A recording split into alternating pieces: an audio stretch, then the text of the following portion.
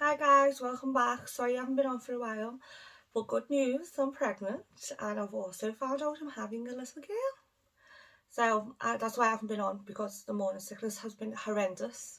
I haven't been able to eat, couldn't sleep properly or nothing, but I am feeling back to normal now. And not long to go, I think it's about 14 weeks now till she's arrives, hopefully.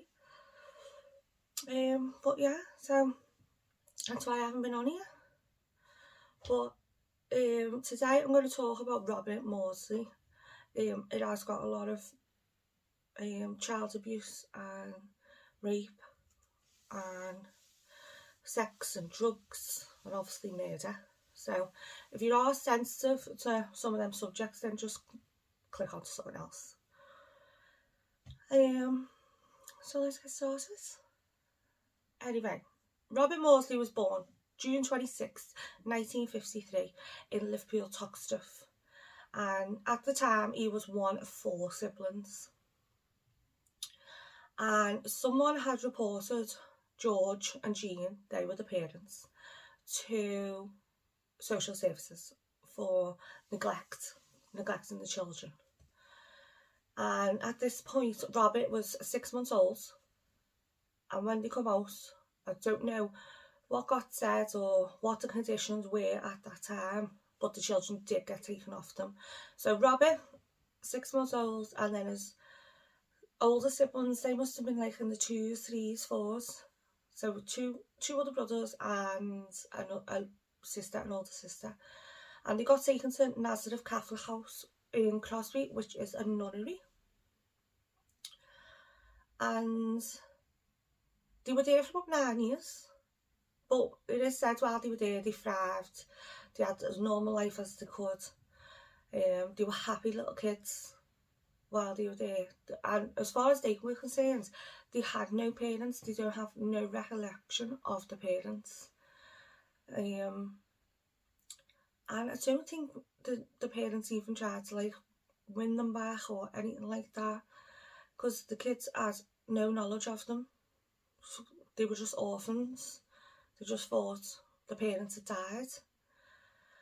And one day, when Robert was about 8 or 9, his older brother, Paul, I think his name was.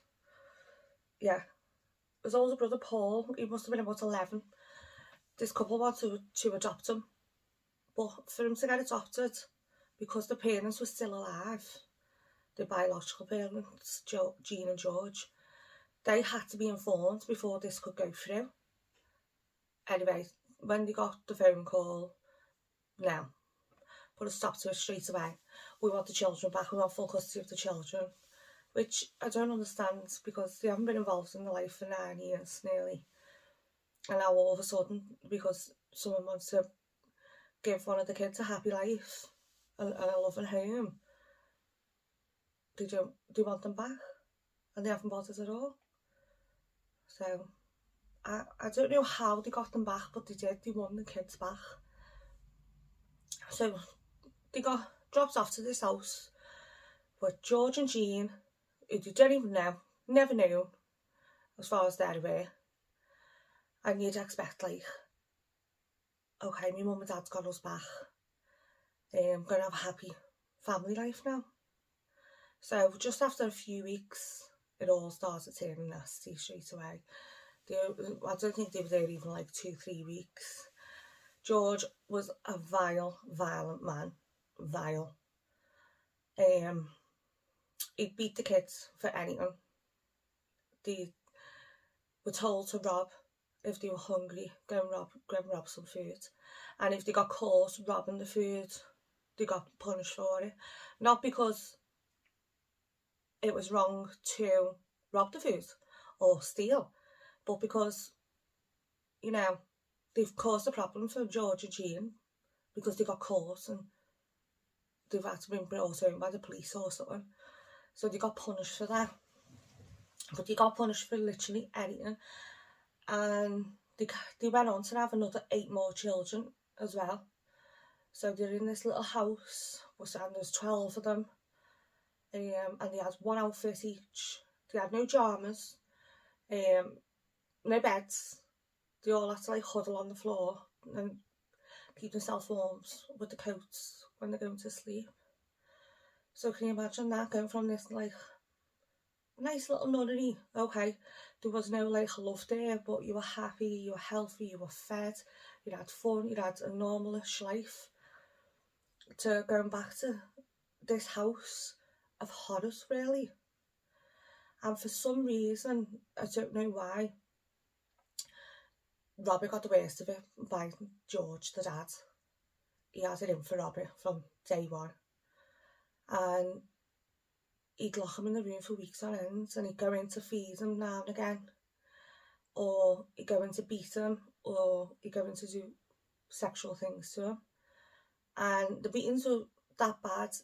Like, he went in once with an air rifle and bashed him with it, and because he bashed him that much, it broke. And he also had a cane. He has this like his own cane as that, and he'd go in and batter him with that. I mean, he wasn't the only child that got beat, but he did get the worst of it. So can you imagine this like 10-year-old boy getting locked in a room, and that door goes, and you're thinking, oh my God, what's going to happen? Am I either going to get food, beaten, or stuff done to me? And you know, that's his dad. His dad's supposed to be there to protect him. His mother, she was useless. She just turned a blind eye. She didn't have a maternal bone in her body. So how she had 12 kids, I don't know. But she accepted what went on. She just wasn't bothered. There was no love in there, nothing. So I just don't understand. But this went on until Robert was 18 years old, and then he fled the house then. And he went down to London. So it's like the capital. So he thought, he's most probably thought, oh, fresh start, a lot. In the big city. But that never worked out either.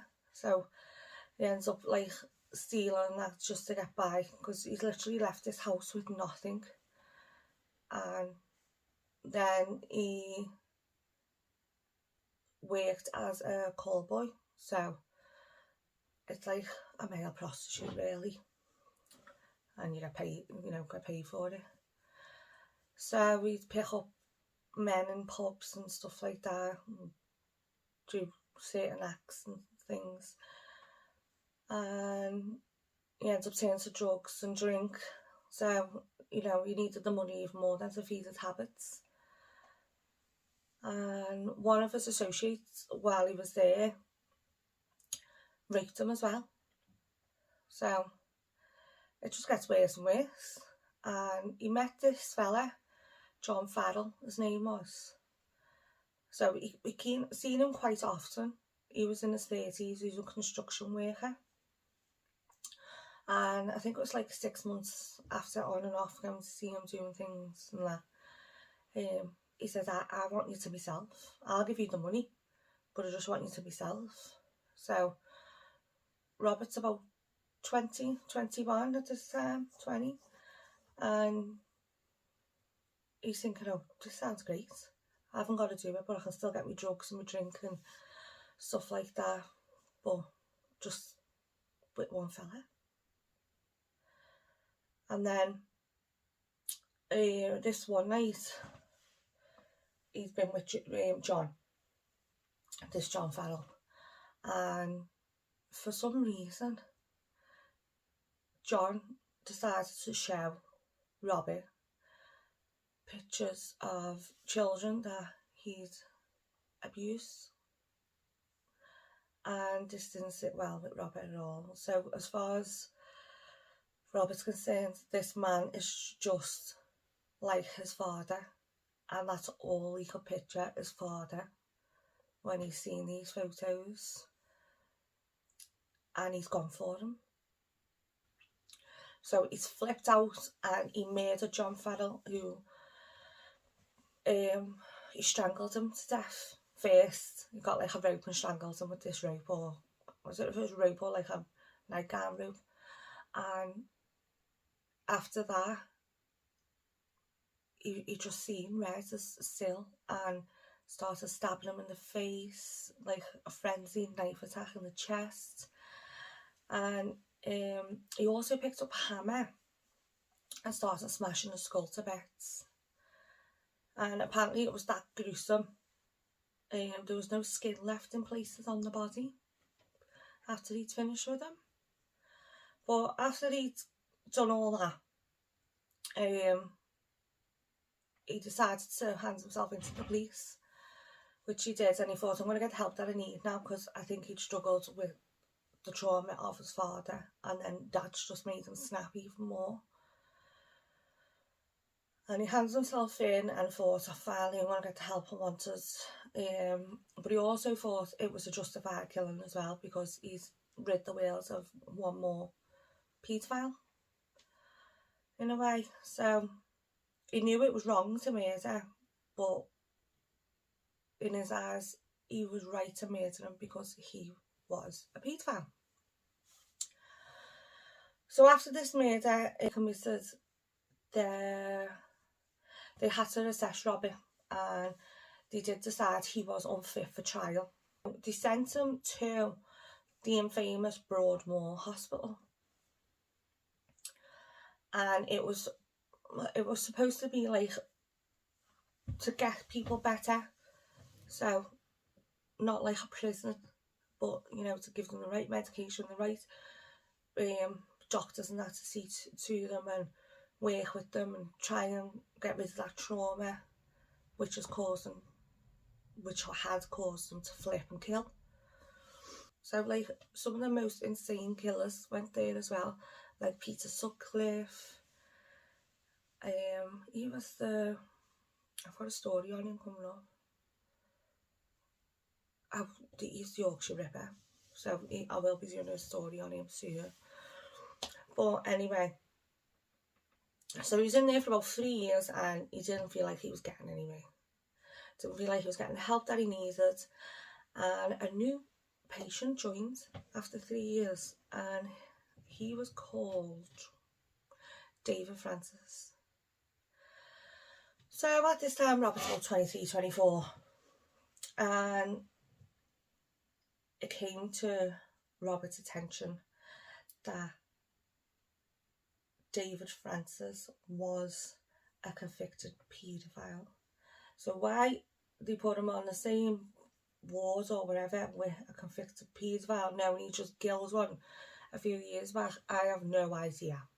No idea.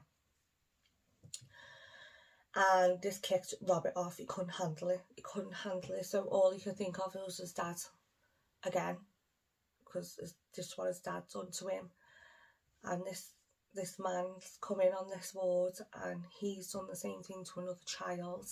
So he must be like waked up, thinking, I know that child must have felt what you've done, how you've affected that child. So it's building up and it's building up. And then he decided, do you know what? This Francis fella needs to go and pay for his crimes against all the children that he's hurt, and all the rage and anger that he's feeling is getting harder and harder to control. So he took it into his own hands. So Robert and one of his cellmates, David Cheeseman, planned to kill David Francis. So as far as I'm aware, David Cheeseman hated Broadmoor, and he just wanted to get out of it. He hated it. And Robert wasn't feeling like he was getting benefiting whatsoever. And then this fella's turns up, and it's playing on his mind constantly. He can't control himself. He just wants to kill him. And they made a makeshift a makeshift dagger, like, you know, like a knife, out of spoons, what they've been robbing at tea time and that. And somehow they dragged him into the cell. So this David Cheeseman and Robert Maudsley dragged this David Francis into the cell, and 9 hours they tortured him for. Literally 9 hours. They stabbed him, they slashed him, they kicked him, they punched him, they started smashing his head against the wall. Just over and over and over again. So where the staff were, I don't know. Surely there should have been an investigation into that. I'm not sure. I'm not aware of anything like that. But you're supposed to be in a hospital for like the insane to get better, and you're unsupervised for 9 hours. It doesn't make any sense to me. So his head and skull was smashed to bits. His brain was hanging out in the ends, and Robert stabbed the spoon that he'd been using into the brain. So it actually went like into the brain. And when staff found David Francis, they automatically thought one of the other patients had been eating his brain. So they've seen this spoon and I thought, oh my god, they've killed him and they've ate his brain. And that's when the newspapers heard of it and got wind of it, and they blew it up into this big story, the Hannibal and real life Hannibal and stuff like that. But it turns out he actually hadn't ate his brain.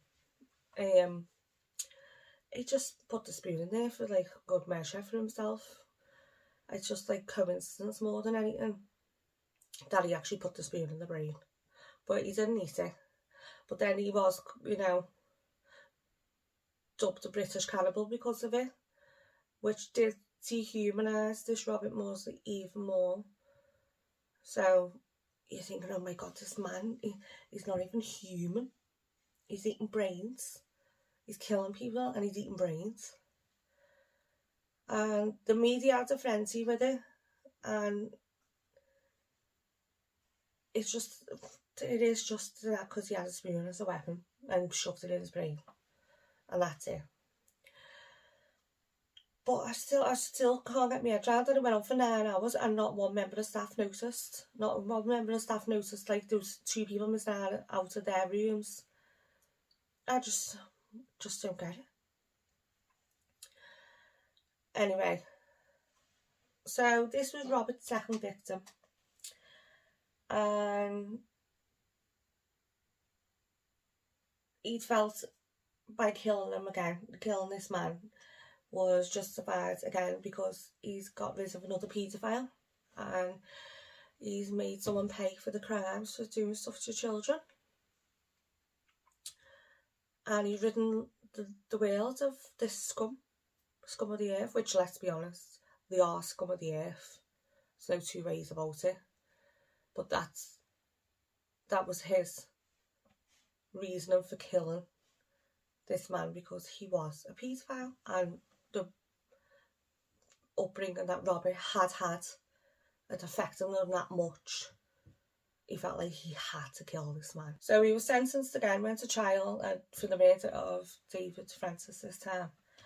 And they thought, okay, he can't be in like a hospital prison. He's got to go to a normal prison. And they put Robert in Wakefield prison. In Wakefield prison, which is also known as Monster Mansion, because there's some nasty people in there.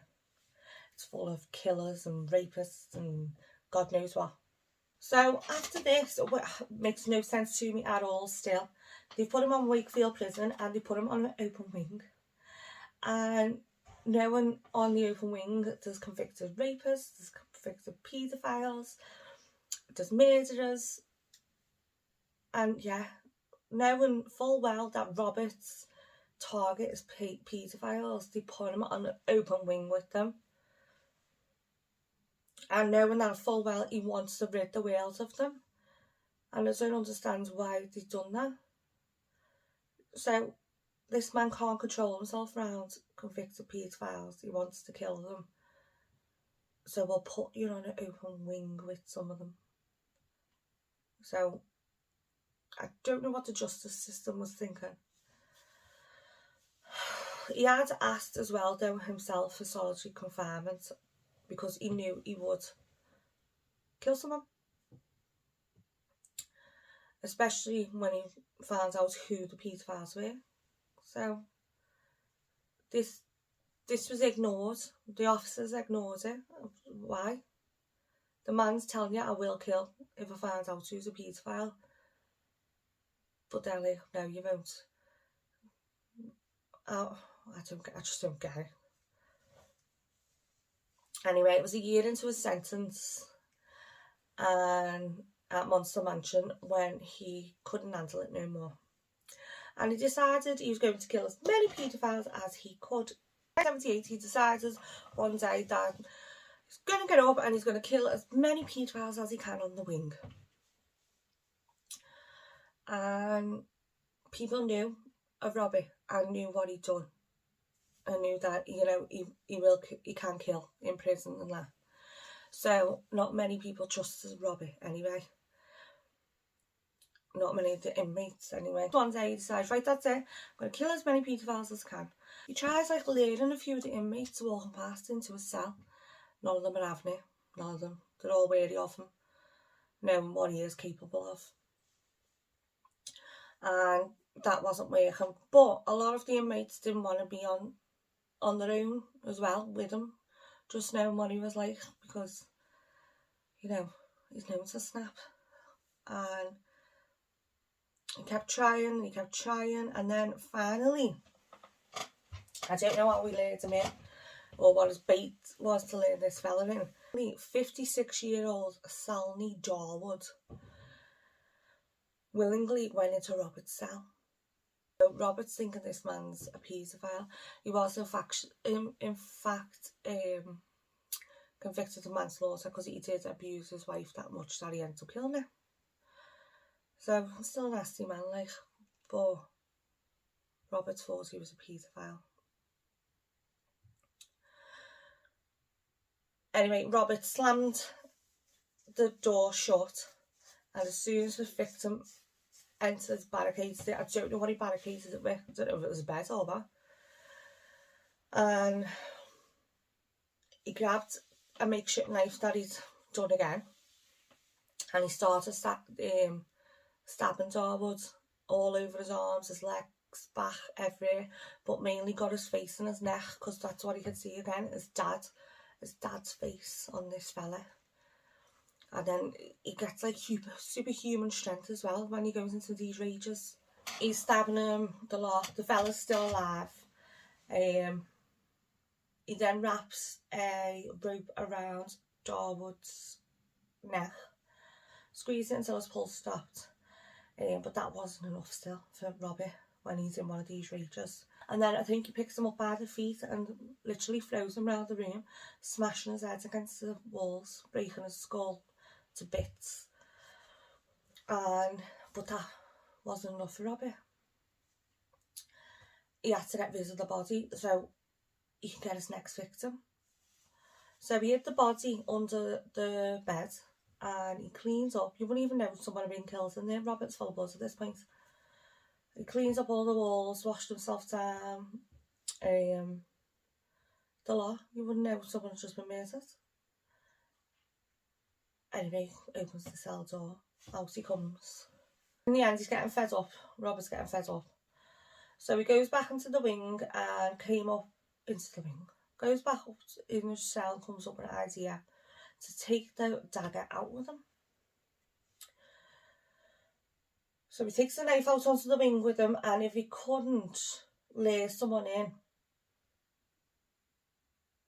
and he still couldn't lay someone in, so he walked onto the yard and left the body under the bed. No one knew this body's under the bed, by the way, still. Well, Robert's thinking, oh, how do we get the next person?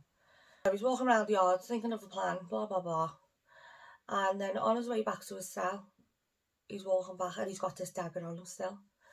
And he walks past this one cell, and the fella is called William Roberts. And William Roberts is 56 years old, and he was convicted of sexual assault of a 7-year-old girl. So William was asleep on his bunk bed at this point, but the door was left wide open, and Robert decided, oh, here's my next victim, and goes for him. So this fella's asleep, and he started a frenzied stabbing attack again. He stabbed William over 20 times. He hit his head against the wall until the brain was exposed again. He's got like a thing for cracking the skull and the brain hanging out as well. And after this, after he killed him, Robert felt satisfied after this one, and didn't feel like he had to kill anyone else, even though he wanted to kill as many as he could. He just, after this one, he felt alright after that. And then he decided, I'm going to go to the prison officer's office. And he went in, and I don't think any prisoners go in there, but he let himself in. So the prison officer's sitting there. Robert's covered in blood and brains, and he slams the dagger down on the table, and I shouldn't laugh. He says, "You'll be too short for roll call tonight," and that's all he says. So this man is standing in the middle of the police officer's office, security guard's office, and covered in blood, throws a dagger down, goes, "You're too short for roll call tonight," like it's normal. So can you imagine the prison officer's face when this man walks in like that, and it being Robert Maudsley as well, because he is quite a tall man as well. So Robert managed to kill 2 people, 2 other inmates. Robert was sent to a trial again, and his defence was saying he needs to deal with his childhood trauma and anger. Robert did say if he would have killed, Robert did say in court, if he would have killed his parents years ago, he wouldn't have killed no one else. That's how, like, much trauma these people caused this man. And that's how much of a rage he goes into. He turns into like the Hulk when he finds a paedophile.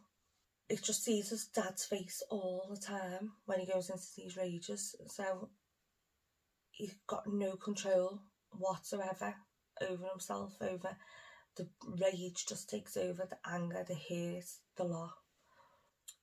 And that's why he seems to attack the face and the skull the most. It's like he wants to rip the face off, because that's all he can see is dad's face. The court decides he can't go to a hospital because they've already tried that and he killed someone. He can't be on open wing because they've tried that and he killed someone. Yeah, well, he killed 2 more. But he's the only fella that I know of as well that, you know, went into prison as a murderer and turned into a serial killer. Usually your serial killer gets caught and then they live the life out in prison, but they don't go on killing usually. But Robert turns into a murderer, a one-time murderer. So they decided to make a glass cell personally for Robert. So it was a custom built perspex glass, shatterproof and bulletproof glass cell, where I think it has like 4 steel beams in it as well to keep it holding up. And his cardboard. His chair and his table is made out of compressed cardboard, and then his bed is like a concrete slab just going across, and then his toilet and his sink are bolted into the wall on the floor. So, and the guards can watch, making sure he's got no weapons or anything like that on him anymore, or he hasn't robbed a spoon or anything. He also gets the name Wolfie of Wakefield because while he was in there, he just didn't see the point in shaving, doing his hair, nothing. So he's dark haired anyway, so he ends up looking like this Moses person, but he looked like a wolf because of all the hair, and that's kind of stuck with him as well. And the film Hannibal Lecter, that's where they got the glass cage for him, the idea for him in that film, which is crazy when you think about it. He did end up reconnecting with his family, because when they did split up originally years ago, some went that way, some went the other way. He went to London, some stayed in Liverpool, some went somewhere else.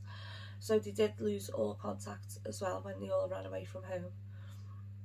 And he has got in touch with his brothers, his older brothers I know of anyway. and he's also in touch with his nephew as well, and they speak on letters and stuff like that, and he calls himself Wolfie on the letters, so I think he quite likes that name. He spends 23 hours out of 24 in this glass cage, and when he goes on the yard, he's only allowed on the yard on his own, but they do escort him with 6 prison officers at all times. Not allowed no less than that. And he's still in there to this day, and I think he will be in that glass cage until the day he dies. He has asked to like be allowed out and back on a normal wing, but that's been denied. He's asked for a budgie, that's been denied, and I think he asked for a cyanide tablet because he said, what's the point of me being here? That was also denied. And he'll probably be there right now till he dies. He is in his 60s now, so he's been in there over 40 years in this little glass cage. So it is a sad story as well though. All the abuse he suffered, and it kind of makes you think, oh, I'm not surprised he snapped. What he went through.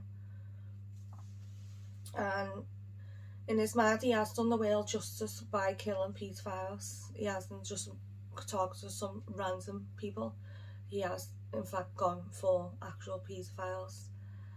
And I think, you know, some people might agree with his killings because no one wants fucking paedophiles in the bills. No one does. And I know his family like think, yeah, okay, we can see why you've killed. And there's most probably a lot of people within the UK that most probably think, well, he's got rid of scum. But still, you can't go around killing people. You just can't. That's why we do have a justice system, but it is a horrible story from the beginning. But yeah, I think he'll be the longest serving solitary confinement prisoner in the UK in just like 2 or 3 more years or something like that I know of. Or he might be, I might have got that wrong. That was his story, and I hope like they have helped him when he is at peace and he doesn't see his father's face anymore, because it's obviously torture for him. And hopefully he's learned to deal with some of his trauma a bit more. Well, as for the mother, I've never heard a mother like that, just turn a blind eye. I mean, there most probably is people out there, women like that, who turn a blind eye, and there's a few stories where they've turned a blind eye and the new fellas have ended up killing the kids and stuff like that. So it's not like the unknown, but for that to go on under in the roof and you know, it's just not normal at all. It's not nice, and you know that your mum's supposed to be there to protect you as well as your father. So yeah, I hope you like that story. It is quite an interesting one and a sad one at the same time.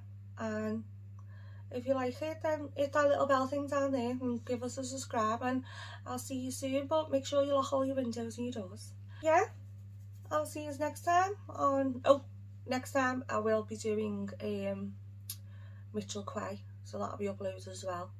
I am not a nice person, and loads of just not a nice person at all. Another killer. But yeah, stay tuned and I'll see you soon.